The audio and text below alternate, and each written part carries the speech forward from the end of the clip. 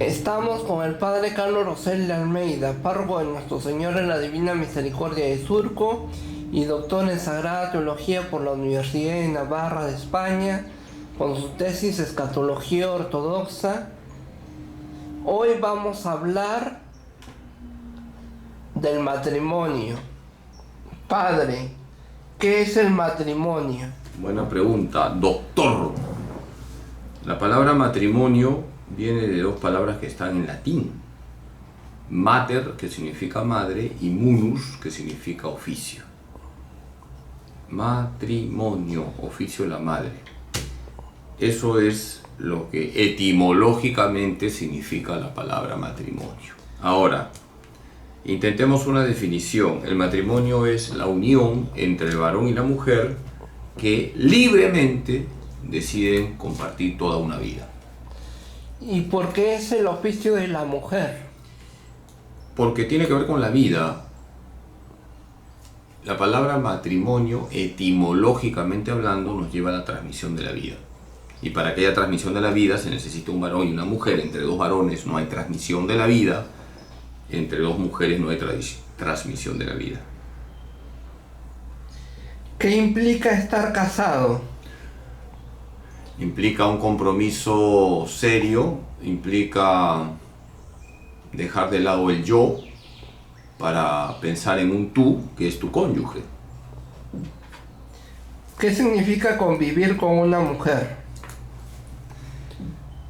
Bueno, desde la fe hablamos de que la convivencia se tiene que dar con el sacramento del matrimonio, así que cuando yo hable de convivencia, yo doy por supuesto que están casados por la iglesia.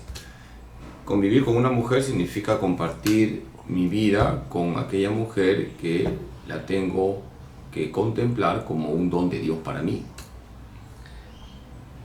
¿Se conoce a la mujer en el enamoramiento, noviazgo o matrimonio? En las tres etapas hay que conocer a la futura esposa. Esto pasa en la etapa de enamorados, hay que conocer a la futura esposa en la etapa de novios y hay que conocer mejor a la esposa cuando ya se está casado. Entonces es un conocimiento que nunca acaba, pero lo fundamental es la etapa de enamorados y novios, porque ahí es donde se conoce lo esencial de ella, lo esencial, quién es, su forma de ser, su temperamento, sus gustos. ¿Cómo es el primer año de matrimonio? Eso debería preguntarle a un hombre casado o a una mujer casada. ¿Yo qué te puedo decir? Como sacerdote simplemente escucho, ¿no? Que la luna de miel tiene su duración en cuanto que los primeros meses las cosas van bien, pero luego viene el desgaste. ¿Qué significa tener 10 años de matrimonio? Significa que se ha avanzado un trecho que no es mucho, pero ya es algo. 10 años de matrimonio ya es algo. Y se supone que en esos 10 años ya se han puesto los cimientos, ya hay un conocimiento mejor, quizás ya se superaron algunas crisis. Es un tiempo muy importante para acompañar espiritualmente a los matrimonios. ¿Qué significa tener 30 años de matrimonio? Mis respetos, porque 30 años ya pesan.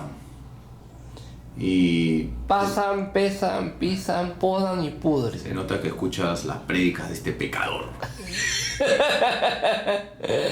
30 años ya pasan, pesan, pisan, podan, pero no pudren, ¿ah? Porque en el matrimonio, cuando se vive correctamente, no hay podredumbre, sino que el amor se va purificando. Y yo más bien me gustaría que estos matrimonios de 30 años, 40 o 50 sean matrimonios guías en las parroquias.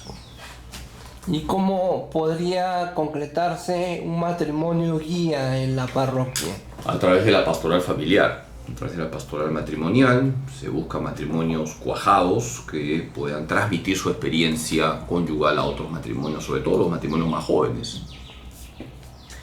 ¿Qué significa tener 50 años de matrimonio, bodas de oro? significa que estamos hablando de que sí se puede vivir el matrimonio como Dios quiere, uno con una hasta que la muerte los separe. Significa que los dos han puesto de su parte.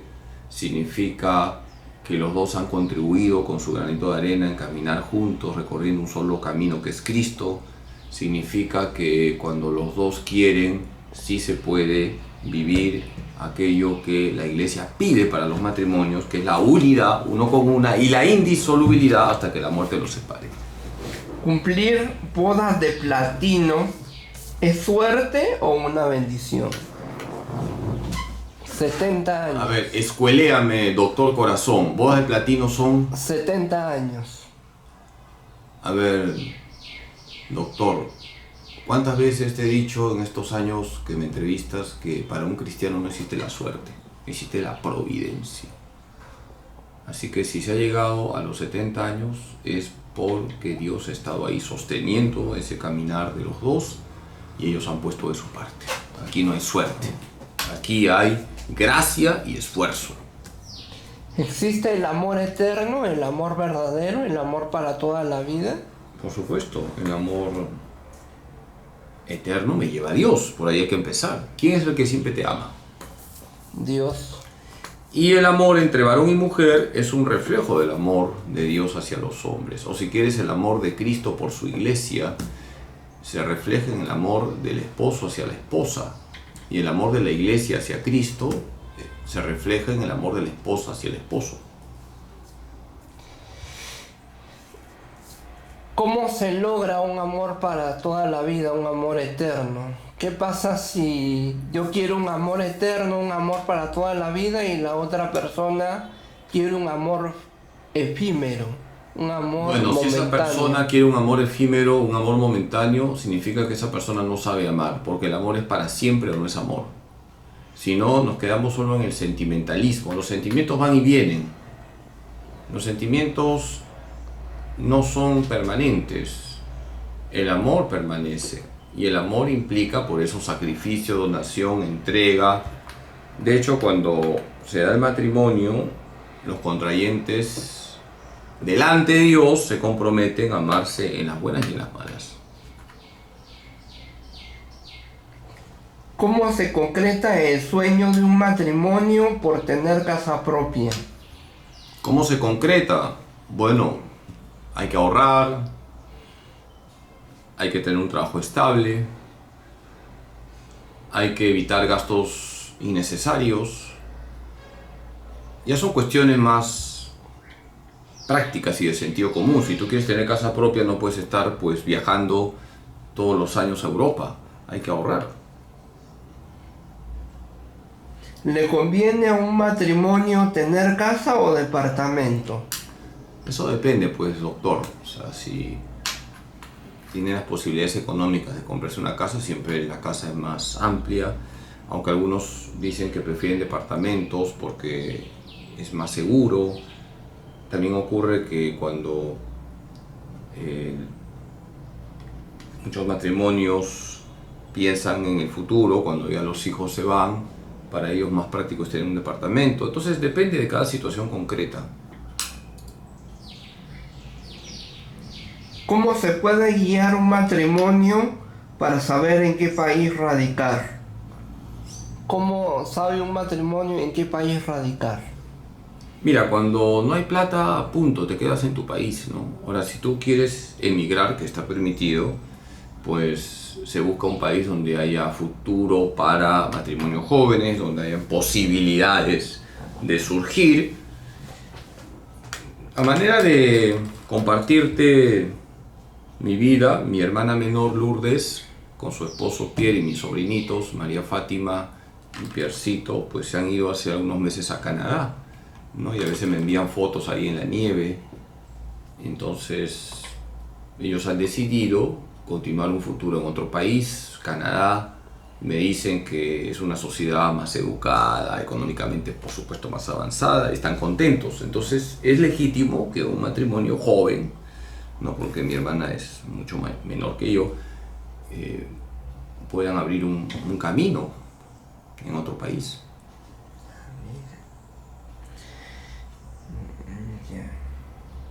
Pregunta, doctor Corazón. ¿Cómo puede saber un matrimonio qué distrito le conviene para vivir No, pues dentro de Lima? Eso ya, hermano, que cada matrimonio vea. Si tú quieres tener seguridad y la paz de saber que estás en un lugar donde no hay tantos rateros, se busca un distrito entre comillas tranquilo, aunque ahora en Lima todos los distritos son vulnerables a la delincuencia, pero si se tienen los medios económicos, pues no te vas a ir a vivir a un barrio picante. Entonces depende mucho también de tus medios económicos. ¿Cómo se construye un matrimonio con hijos? Bueno, es que aclaro que el matrimonio tiene dos fines, el bien mutuo y la transmisión de la vida. Entonces los hijos forman parte del fin con mayúsculas de todo matrimonio, porque el matrimonio implica bien mutuo, el bien de los esposos y la transmisión de la vida. Entonces los hijos tienen que ser entendidos como una bendición de Dios. ¿Cómo se entiende un matrimonio con otro matrimonio dentro de una misma familia? ¿Cómo se entiende un matrimonio con otro matrimonio dentro de una misma familia? Estamos hablando que en una misma casa conviven dos matrimonios. Dos o no es tres lo ideal, matrimonios. no es lo ideal, pero a veces ocurre por cuestiones económicas. No es lo ideal, pero siempre hay que aspirar a que casado casa quiere. ¿Y qué significa el refrán, el proverbio, la frase, la máxima, casado casa quiere? Significa que hay que buscar que todo matrimonio tenga un espacio propio. Esto es importante, todo matrimonio debe tener un espacio propio, una autonomía. Y esto es importante porque a veces los matrimonios como que se han desgastado cuando sobre todo entra a tallar la bendita suegra.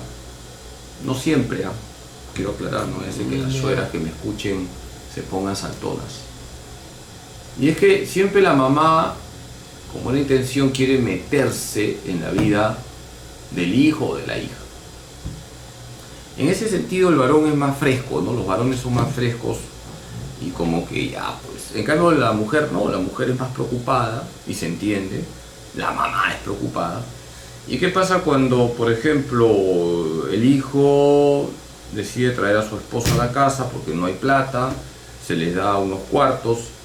Pues la mamá va a estar siempre ahí al acecho. Y entonces vienen los roces, suegra, nuera. Pero a veces sucede que la suegra actúa así porque fue sobreprotectora o fue mamá gallina o el vínculo entre la suegra, la madre y la que se casó es un vínculo fuerte y que las hace inseparables, y eso es lo que de alguna manera influye, impacta en la vida de ese matrimonio conformado. Sí, hay muchos factores, está la mamitis, también está el hecho de que por el simple acontecimiento de que es madre, una madre siempre se preocupa de sus hijos, aunque tenga 50 años. Y de alguna manera, como decimos, no puede con su genio. Si ve algo va a meterse con buena intención siempre porque es madre, pero a veces no es prudente meterse en todo. La suegra debe de aprender a respetar, a considerar la independencia de ese matrimonio joven o en formación. Por supuesto, porque si no genera problemas. ¿Cómo qué tipo de problemas?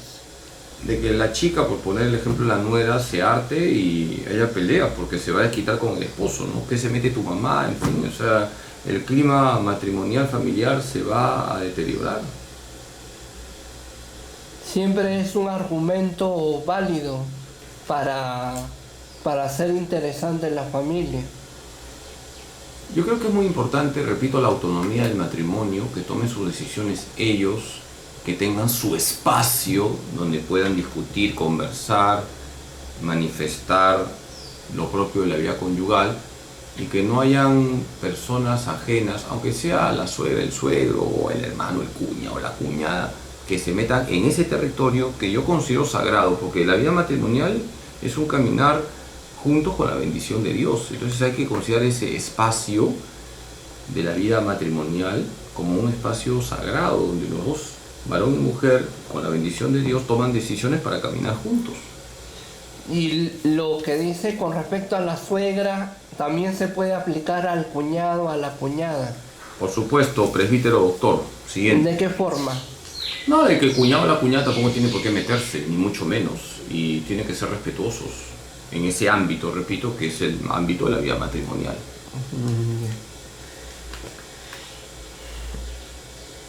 ¿Cómo se entiende un matrimonio con otro matrimonio que no está dentro de la familia, pero que está dentro del mismo vecindario? O sea, ya no son dos matrimonios que pertenecen a una misma familia. Ahora son dos matrimonios que pertenecen a un vecindario, a una urbanización, a una zona vecinal. Ya, pero eso, hijo, se resuelve con una expresión. Tu pregunta la resuelvo con una expresión. Que se lleven con educación y punto, ya está. No tiene por qué inmiscuirse un matrimonio en otro matrimonio. Que haya respeto, autonomía y educación. ¿Qué responsabilidades tiene un hombre de familia y jefe de hogar? Bueno, tiene responsabilidades con mayúsculas. 1, proteger a la esposa y a los hijos. 2, el sustento, sacarse la mugre, sudar la camiseta por su esposa y sus hijos. Si es jefe de hogar no es porque manda, sino porque es la columna donde tiene que apoyarse su esposa y sus hijos. Tiene que cargar sobre su hombro el hogar. No puede ser, disculpa la expresión, un mantenido, ¿eh? No puede ser un vividor. Es indignante cuando en una casa la mujer se saca la mugre y el varón un flojazo. Eso es indignante. Entonces el varón tiene que asumir con virilidad su responsabilidad de esposo y padre. Esposo y padre. Esposo significa que vive para su esposa, y padre que tiene que educar y sustentar a sus hijos. ¿Cómo un matrimonio hace el presupuesto de la casa? Buena pregunta, porque a veces los problemas son por cuestiones económicas. Tienen que juntarse los dos y ver ingresos, egresos. Y el dinero, por si acaso, de un matrimonio es común, porque es uno con una unidad de dos. Entonces la administración del dinero es común. No hay secretos bancarios. Y por eso es importante el diálogo. ¿Cuánto entra, cuánto sale, en qué vamos a gastar? Mediante el diálogo se puede sacar adelante también el manejo económico de un matrimonio. Como un elefante. Como el apetito que tiene Freddy. Como un elefante. ¿Cuántos chocolates te he invitado hoy día? Ya perdí la cuenta. ¿Cómo puede saber un matrimonio qué seguro de salud le conviene y le va bien? Mira, doctor, eso tendrá que ver cada matrimonio de acuerdo a su capacidad económica. No te puedes poner en un seguro carísimo si es que tus ingresos no dan. Entonces cada uno tendrá que ver con sinceridad cuánto puede aportar. Ahora, tenemos el seguro social también, ¿no? Y el seguro social, ¿qué tan convincente puede ser para un matrimonio? Mira, a no tener nada, si por ejemplo el esposo o la esposa trabajan en un ámbito donde se está aportando al seguro social, pues se mantiene ese aporte, ese fondo está ahí para cualquier eventualidad. ¿Cómo debe ser la crianza de los hijos en un matrimonio? Debe ser 1, conjunta, los dos intervienen, varón y mujer. 2, marcada por la fe, porque educar es evangelizar y hay que inculcar la fe. El tesoro que tienen los papás para darlo a sus hijos es la fe. 3, tiene que haber una verdadera preocupación por inculcar valores, o sea, la educación debe ser integral. Y esto significa inculcar en los niños los modales, la urbanidad, las buenas costumbres, formar la conciencia de los niños. Hoy en día, con tantas ideologías, se deforma la conciencia de los niños. Entonces hay que formar la conciencia de los niños para que tengan una conciencia verdadera y sepan discernir lo que está bien y lo que está mal. ¿Cómo un matrimonio elige el nido de los niños? ¿Cómo? Volvamos a lo mismo. Los dos dialogan, se dejan iluminar por el Espíritu Santo y deciden un ámbito donde se eduque correctamente a sus hijos, donde no se les enseñe tonterías, sino que sea un refuerzo de lo que se da en la casa, porque la casa es la primera escuela. Ese kinder debe de tener estimulación temprana. Por supuesto, si todo lo que hoy día ha logrado la educación en cuanto a que haya avances en lo que significa educar mejor, es asumido por un nido, por un colegio, bendito sea Dios, siempre y cuando todos esos avances estén en armonía siempre con la santa ley de Dios.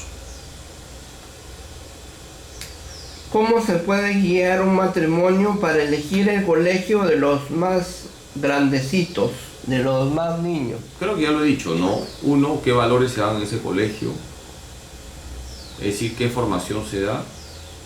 Los padres de familia deben estar muy atentos hoy en día. No se puede permitir que se enseñe ideología de género a los niños, eso es algo perverso. Tiene que ser un colegio donde se inculquen valores, se respete la libertad que tienen los padres de educar a sus hijos y que lo que se enseña en el colegio no vaya en contra de los valores que tienen los padres. ¿Cómo decide un matrimonio para elegir la universidad de los jóvenes de la casa? Mira, ahí ya la cosa cambia, porque si un chico quiere ser ingeniero, pues tiene que buscar universidades donde hay ingeniería. Entonces ahí el papá lo que tendrá que hacer es, mira, hay estas universidades, yo no puedo pagar, están las nacionales, te puedo pagar tanto, están estas. Entonces ya, por un lado tenemos la vocación del muchacho o de la chica, y por otro lado la posibilidad que tiene el papá o la mamá, o los dos, para decirlo mejor, de pagar una universidad particular, o si no hay pues medios económicos, o porque también, ¿no?, se quiere buscar una buena universidad y las nacionales son buenas, que vaya a una nacional. A veces el chico, el joven de la casa, obtiene una beca para estudiar, una beca completa, una beca integral para estudiar en una universidad decorosa, de prestigio. ¿Cómo se maneja eso? Bendito sea Dios, lo que Dios te ha dado, que San Pedro te lo bendiga, hermano. Como tú comprenderás, ingeniero. Sí. Sí, pues si puedes entrar a una universidad buena y que no se paga, bendito sea Dios, ¿no? Y bueno, si quieres una universidad buena y que se paga, depende de la capacidad económica de la familia.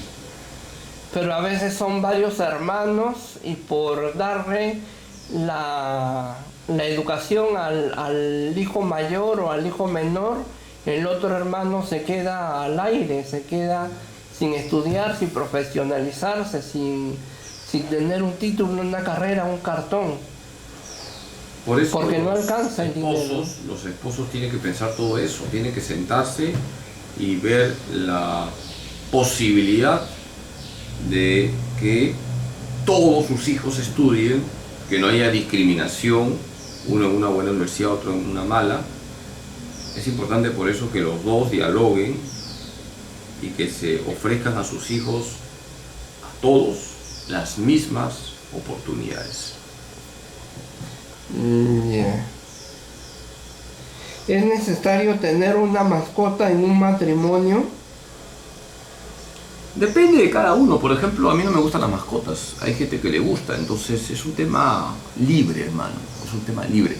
Lo que sí estaría muy mal, y lo he dicho muchas veces, es que se trate a la mascota mejor que a las personas. Eso está pésimo. Y lamentablemente hoy en día, como hay problemas afectivos en muchas personas, se quiere más al perrito o a la perrita que al esposo o al abuelito o a la abuelita, y no está bien. Así que hay que poner orden en los afectos, ¿ya? A veces una mascota en un matrimonio es considerado como un hijo. Pero no es un hijo, pues, doctor. Es un animalito que te mueve la colita y chévere, pero no es un hijo. Pongamos orden en las cosas. Primero son las personas. ¿Cuál es el límite de diferenciar o de tener una mascota como un hijo? El límite lo tienes tú en tu corazón, porque tú tienes una ley natural que te dice, este es un perro, este es una persona, ¿no? Entonces, un perrito es un animalito.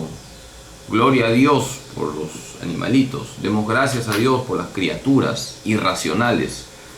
Pero en la ley natural que está presente en todo hombre, se dice, haz el bien a la persona humana. Primero la persona, no es primero el perrito.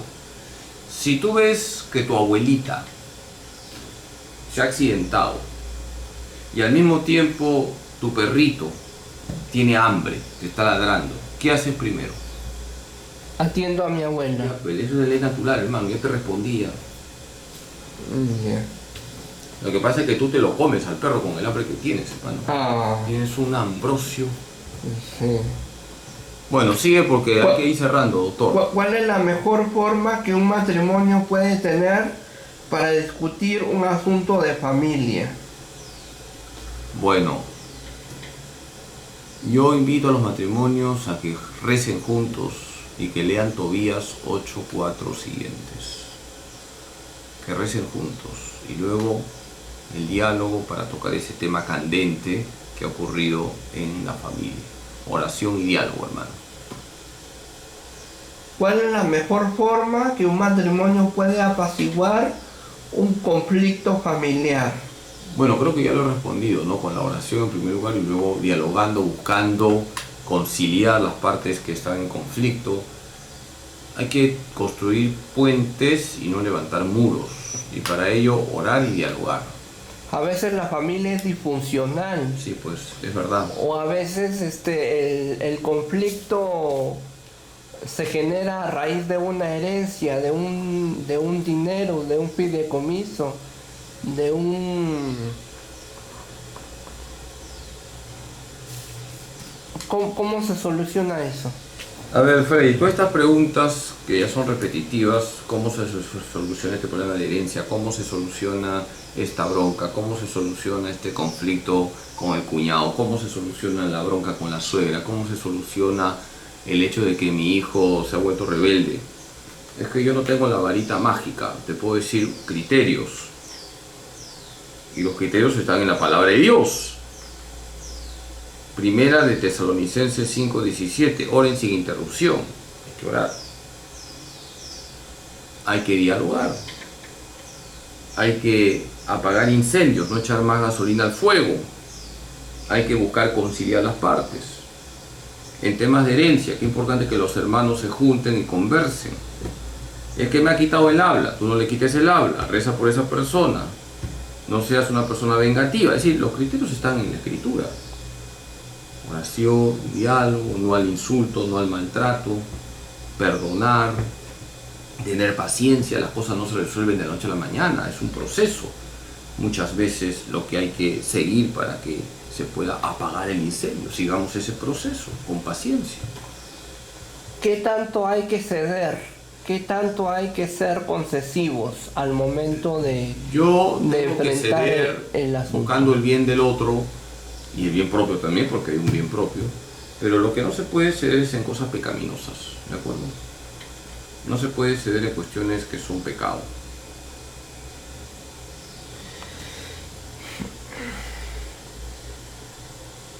¿Qué pasa si ese problema llega a los tribunales?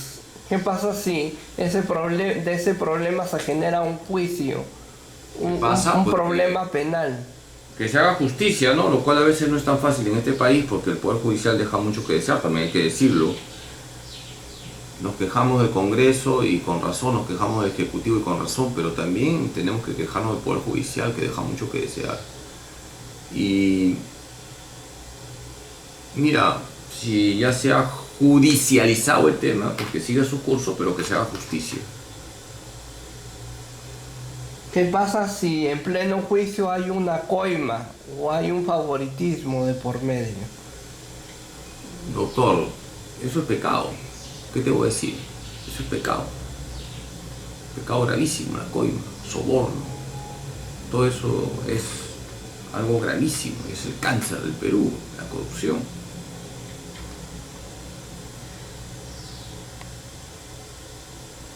¿Cuál es la mejor forma que un matrimonio puede tener para hablar y conciliar después de una infidelidad? Le fui infiel a mi esposa y ¿cómo hago para limar asperezas? ¿Cómo hago para hacer las paces? ¿Cómo hago para volver al hogar? Bueno, has tocado un tema muy doloroso, que es el adulterio, y que es un pecado gravísimo y que atenta contra la unidad del matrimonio. ¿Qué pasa cuando un hombre ha cometido adulterio y luego quiere volver con su esposa? En primer lugar, habría que preguntarle si está convertido de verdad, porque si vas a seguir haciendo lo mismo, lo que hay que decirle a la esposa es que haya una separación, porque no puedes estar viviendo con alguien que te está ofendiendo constantemente a través del adulterio. Partamos de que el hombre se ha convertido, se arrepiente, se confiesa, pues hay que dar una oportunidad, lo cual no es fácil porque hay heridas profundas en el corazón de la señora, de la esposa. Entonces vuelvo a tocar el tema del proceso, ¿no? Hay un proceso de sanación, un proceso que tiene que estar sostenido por la oración, por los sacramentos, por un acompañamiento espiritual de ambos, el hombre para que no vuelva a caer y la mujer para que perdone de verdad. No es fácil sanar estas heridas del adulterio, no es fácil, pero también hay que decirlo, evitemos eso, ¿no? Evitemos ofender de esa manera la santidad del matrimonio con ese pecado tan grave que es el adulterio. Hay que evitar el pecado. Y si, bueno, por debilidad, por malicia incluso se cae en esto, reaccionemos rápido y saquemos el firme propósito de no volver a hacer más o cometer otra vez ese pecado tan grave.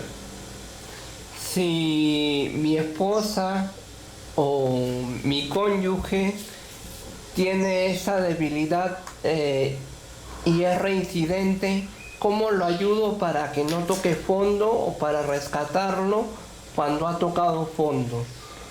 Lo que pasa es que has tocado ahí una palabra que se llama reincidente. Cuando una persona es reincidente, ¿Se le por abandona supuesto que hay que o ayudarla. se le ayuda? Sí, pero tú no puedes alegremente aceptar a un cónyuge que cada rato te saca la vuelta. Entonces, por supuesto que se reza por esa persona, que se busca ayudarle para que salga del barro, del pecado, de la porquería en la que está, pero no hay obligación de restablecer el trato marital. Pregunta, doctor, tienes 5 preguntas más.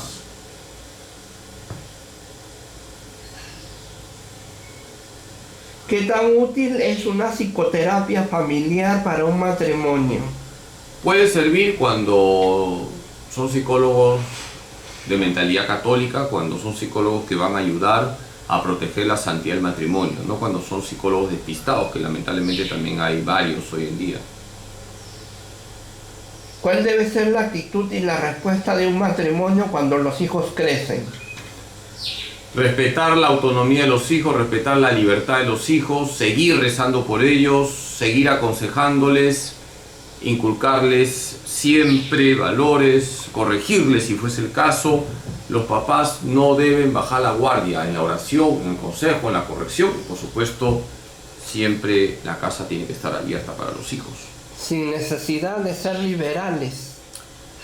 Lo que pasa es que ser liberal significa ser mundano, y o eres cristiano o eres mundano.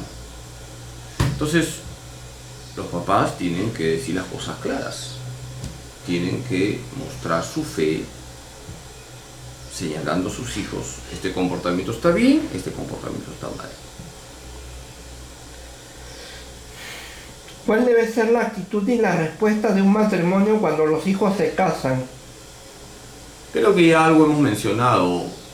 hay que respetar la autonomía propia de la vida conyugal, de la vida matrimonial, de la vida familiar, de los hijos, rezar siempre por ellos, no meter la cuchara ahí donde no tiene por qué meterse la cuchara, dar consejos, por supuesto, corregir cuando se ve algo que está mal también, pero también respetar esa legítima autonomía que tienen los matrimonios y donde pues los papás de los cónyuges tienen una labor muy bonita que es la oración por sus hijos, la oración por el yerno, por la nuera, la oración por los nietos y que cumpla su misión de abuelos, ¿no? Los abuelos, sobre todo las abuelitas, tienen una labor muy importante. ¿Cómo le transmito la vida ejemplar de mi matrimonio al matrimonio de mis hijos recién casados? Soy un matrimonio ya consolidado y quiero transmitirle el buen ejemplo, la buena forma, el estilo de vida, las buenas decisiones a los matrimonios de mis hijos recién formados. ¿Cómo lo hago? Mira, doctor, te respondo con una frase de la sabiduría popular. Las palabras suenan, los ejemplos truenan. Con el propio testimonio ya se está transmitiendo. Última pregunta, doctor.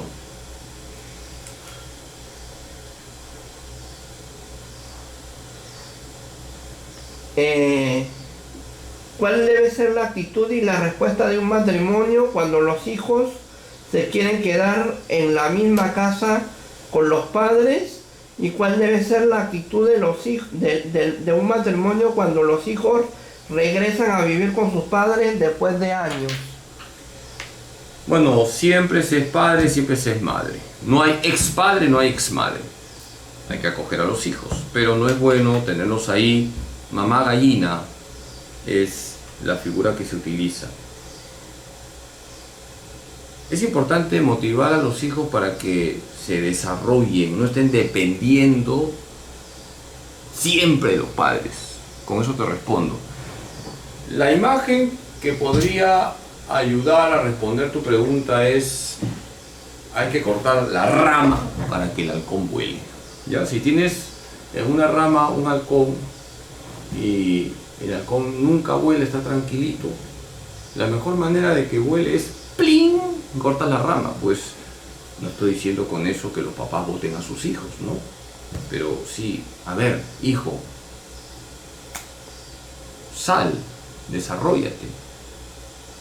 Esta es tu casa, sí, la casa de tus padres es tu casa, pero desarróllate, forja un hogar cristiano, ten tu propia casa, desarróllate. Los papás tienen que motivar a sus hijos para que se desarrollen. Ya. ¿Y cuáles son los asuntos y los temas más comunes cuando un matrimonio llega a la ancianidad y la vejez? ¿Cómo es un matrimonio en la ancianidad y la vejez? Ya, todo esto es lo último, ¿ya? Último de los últimos. Los temas más comunes, los asuntos más particulares cuando un matrimonio llega a la ancianidad y a la vejez. Lo que pasa es que tu pregunta es muy amplia, pero vamos a ser concretos, ¿ya? Bonito es, y es muy edificante, ya lo hemos visto con los matrimonios que cumplen 70 años, contemplar un matrimonio de ancianos. Es edificante y ya ese matrimonio está predicando. Y por supuesto aparecen problemas propios de la edad, no los achaques de la edad. Pero en ese matrimonio, pues dado que hay amor y ha habido amor, por eso han llegado a esa edad, a la ancianidad, han llegado juntos, pues entonces se van desarrollando virtudes como la paciencia, la fortaleza, la comprensión. Yo creo que ya cuando se llega a la ancianidad como esposo, como esposa, uno puede de alguna manera contemplar en el otro aquel regalo que Dios me ha dado hasta que la muerte nos separe. es un tiempo ya de gratitud, donde ya prácticamente se ha recorrido todo el trecho que tenía que recorrerse, porque ya son ancianos, y es un tiempo para dar gracias a Dios por el esposo o la esposa que Dios me regaló. Tiempo para dar gracias a Dios también por los hijos, los nietos, los bisnietos de repente. Tiempo para contemplar en el rostro anciano del cónyuge el rostro de Cristo. ¿Ya? Doctor, me tengo que ir, nos vemos. Padre, su mensaje por el Día de los Enamorados, por el Día de San Valentín, por el Día de la Amistad. Bueno, ¿qué te puedo decir, doctor? Un saludo para todos los enamorados en su día. Vivan bien esa etapa de enamorados, no quemen etapas, muchachos. Vivan el amor puro, el amor limpio. Prepárense bien para el matrimonio. También un saludo para todos los que van a celebrar el Día de la Amistad. Qué bonito es ser amigos en Cristo Jesús. En primer lugar, ser amigos de Jesús. Eso es lo más bonito. Y ser amigos en Cristo Jesús. Vivamos la amistad verdadera. Los amigos se ayudan, se aconsejan, se corrigen. Los amigos aparecen en los momentos de dificultad. Así que saludo a todos aquellos que ese día van a celebrar a San Valentín, que fue un mártir. San Valentín fue un mártir, obispo mártir. Y que la celebración de San Valentín nos recuerde que también tenemos que ser mártires, dar la vida por Cristo y estar dispuestos a dar la vida también por nuestros seres queridos. Porque ese es el amor. El amor es donación, es entrega, es sacrificio. El amor no se reduce al placer, el amor va más allá, es dar la vida por el otro. Bendiciones para todos, que la Virgen los cubra con su manto maternal y feliz Día de la Amistad, en nombre del Padre, del Hijo y del Espíritu Santo. Padre, ¿cómo se prepara una pareja de enamorados o de esposos para la Semana Santa, para el miércoles de ceniza? Pero todavía falta, ¿no?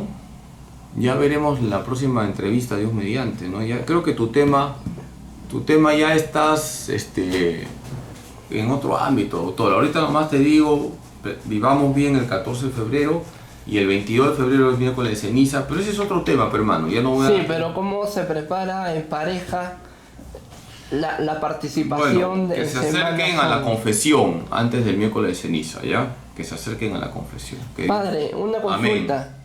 ¿Y qué pasa si un viejo o una vieja se casa de viejo? Se casa cuando está en la tercera edad, cuando ya es mayorcito. Entendí.